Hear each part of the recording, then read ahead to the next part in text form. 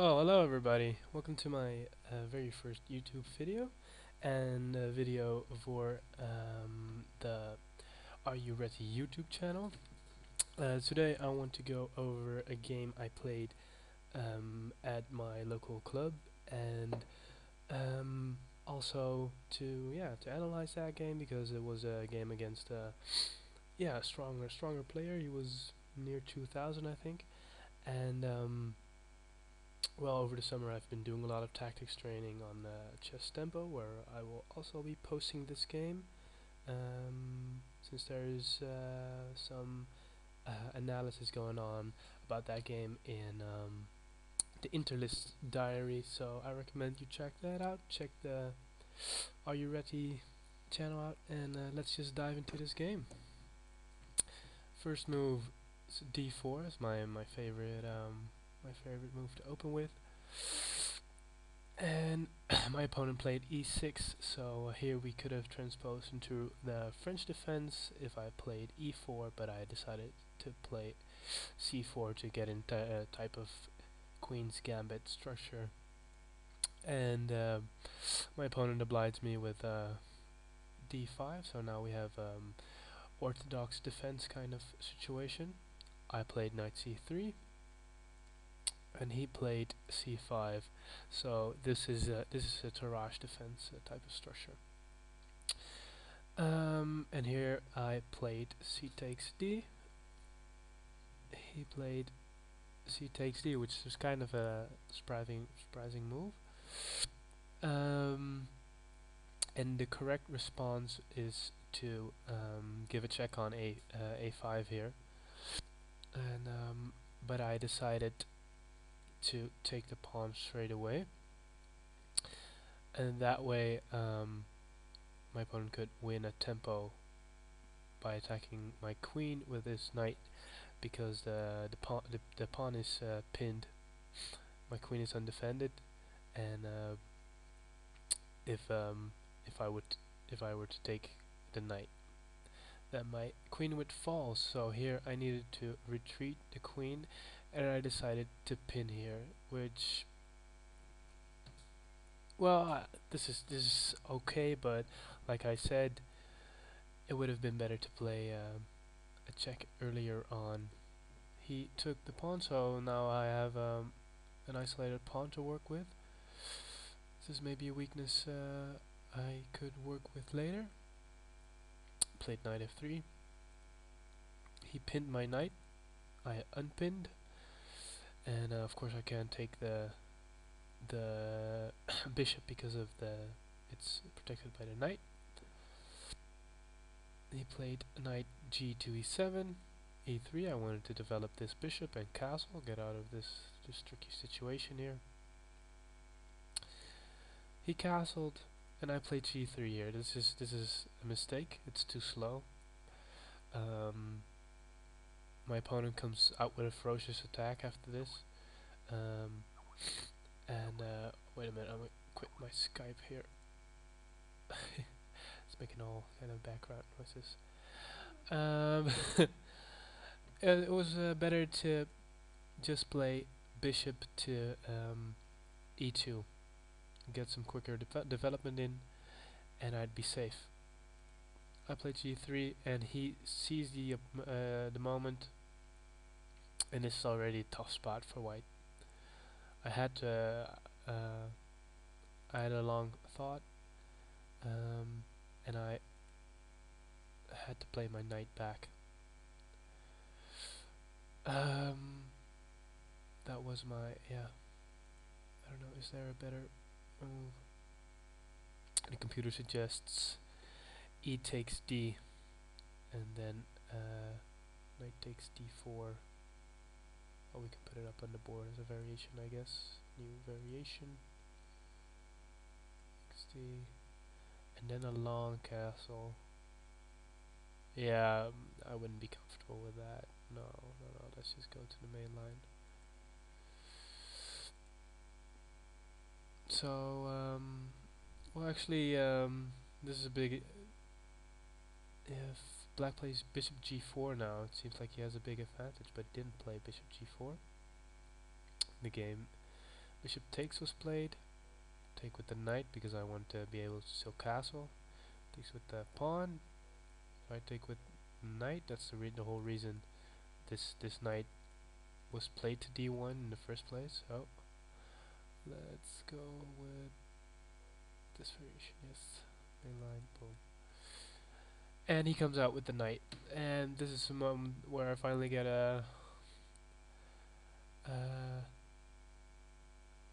no, this is not yet where I can comfortably develop my bishop, because if takes with the knight, then I have to take with my pawn, my structure is ruined, and I really don't have a safe spot on either side for my king. So I played knight c4, which was commented on as a created move by one of the commenters on the Just Tempo forums. And well, I think it was Asterion. Thanks for that comment. And here my opponent came out with b5, and it looks like it's a pawn-sac, but I was seeing this variation: takes, and then the knight comes out, and is there a better variation? Yeah, knight comes out, and then if I take the knight, then there's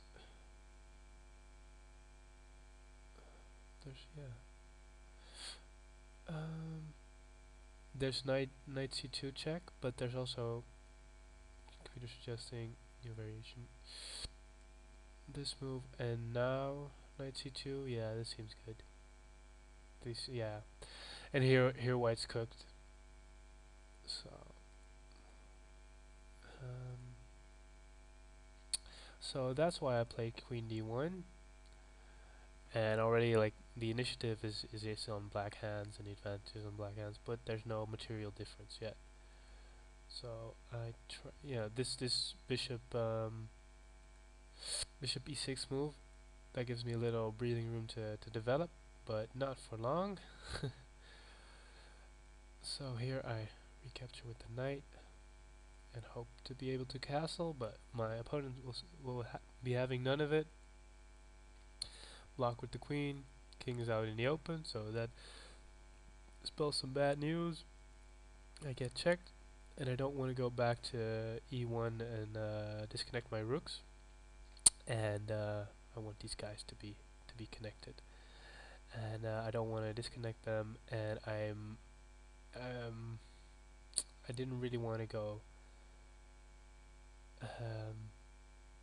to e2, because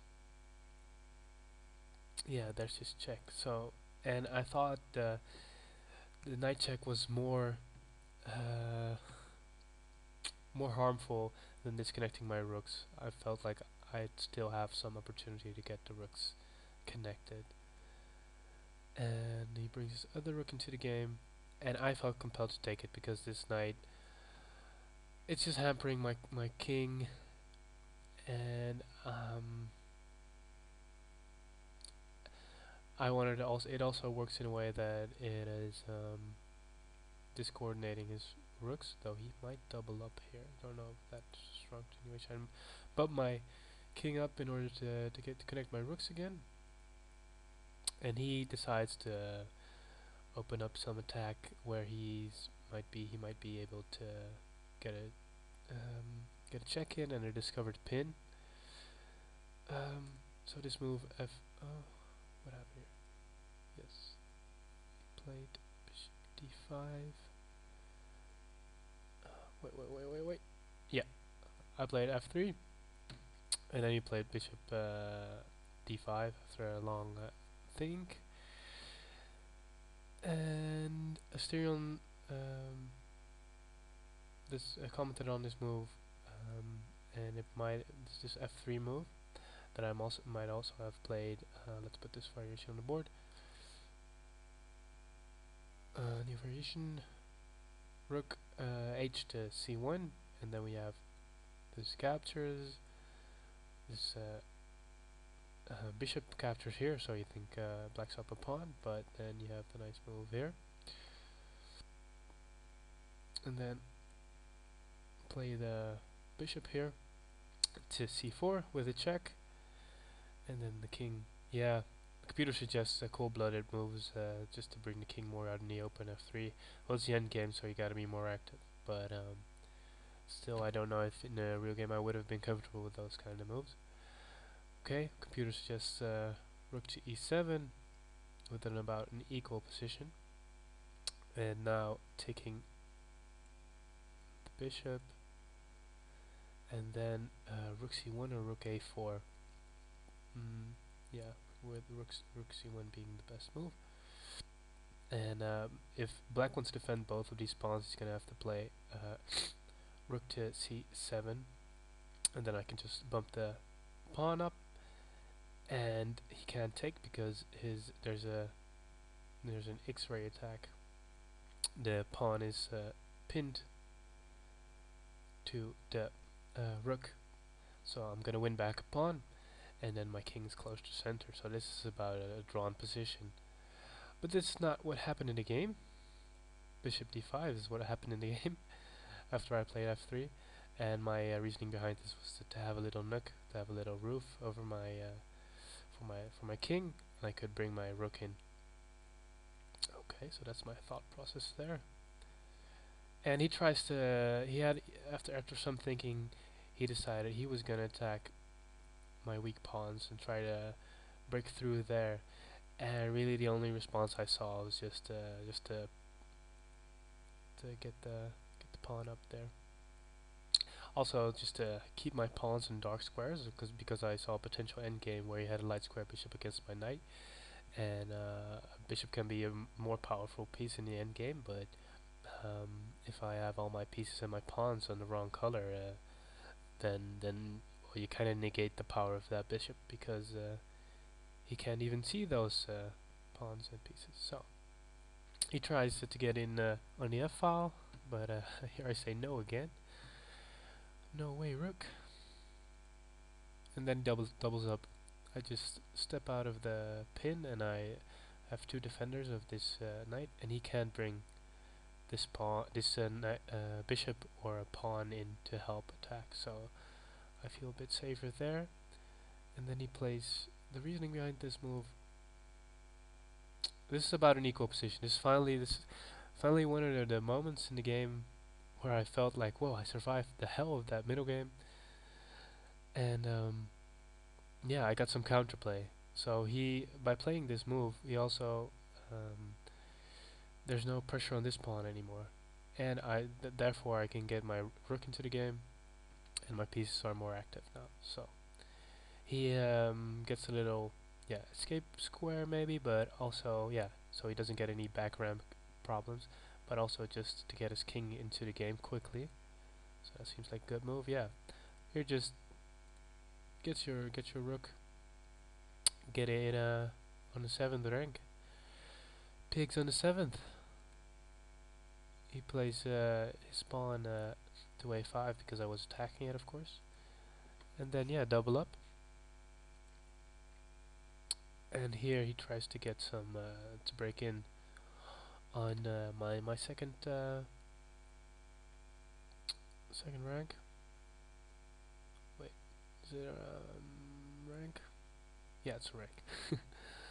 And I pin his rook to the king, and he decides that he shall have none of this, and I decided to exchange a pair of rooks here, and just to get I would be happy to exchange the other pair of rooks because I felt like I would be superior with all my pieces on black squares. But he said no, and here I just as Chess Explained would say, another great YouTube chess teacher, only make active moves, especially in the end games. Only active moves, please. And he had to move his bishop back. He felt obliged to do so. Well, this is not the most active move to play a pawn move, but already here I was running low on time, and computer suggesting rook to d7, and yeah, that's what's staying with the theme of getting rooks on pigs on the 7th, and then he also wouldn't have any breakthrough capabilities because this square is covered by my knight. That's important to notice, I guess. So now, as you see, all my pieces and pawns are on black squares, so there's no play for the bishop. Yeah, here I wanted yeah, I was, even though this is a practically drawn position, I know my opponent wasn't going to give me a draw because yeah, the stronger players, well, they tend, yeah, they tend to win in equal positions because of, yeah, better experience, and I must confess that's what happened here. But yeah, I was thinking he wouldn't accept a draw because simply I'm below his level. But and he defended, and this also, yeah, still, you know what really is to do here. He brings his rook in, I have to defend, and this isn't a very strong move because now he's forced to exchange a pair of rooks. Well, we bring our kings closer to center, and yeah, this is dead drawn. This is a drawn position. Well, here we just had to repeat moves, but I didn't. This is a fatal mistake. I gave way in the center, and I don't know what I was thinking. I had very little time. And he was able to break through, and I was, well, here maybe I could launch some attack on this pawn, but then he could always, this promoting square, if I manage to get this pawn and manage, um, I don't think I'm fast enough to block with the knight and to block this square, and he can always give his bishop up for any piece I promote here, and then yeah, he has all my pawns here. He's gonna pick them up, and then I'm gonna lose with him promoting. So I had to try some things here, and yeah, this is, oh, after the game, some of the kibitzers who were standing, well, analysis mode, not kibitzing, the people who were standing there, the club players, they said they expected me to play knight g7 here, since after takes and takes with a check, and yeah, I think I would be okay. I'm not sure actually. Wait, let's see. Yeah.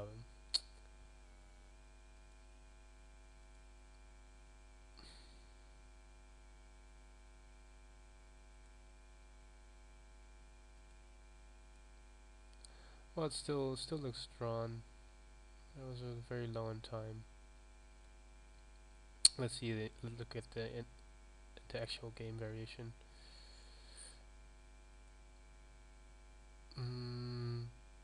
Yeah.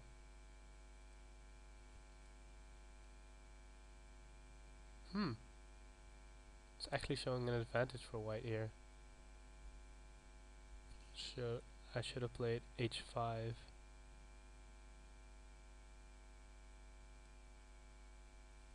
Hmm. Played king d4 for some reason. Yeah, this is losing. Yeah, here I also, this is the last move I have on my notation pad, but because I was just very low on time, and it's the last accurate move I have. But it seems that even here, I could have played h5 and I would be totally okay. Let's put a new variation, h5, and it's even saying I'm winning, but I don't know if I believe that. Saying king f2 is the best for black. King f2, okay. And then I got king takes here, so yeah, that's interesting. So what if bishop g4, and then it's saying knight g8. Oh yeah, that looks good. Well, this might be a better thing for me to do as a self-study. I hope you enjoy me going over my game, and yeah, this interesting game where which I lost eventually, but I think it's most interesting to go over my losses and to look at what I can learn from them, and I hope you took something away from this. Yeah, thanks for watching.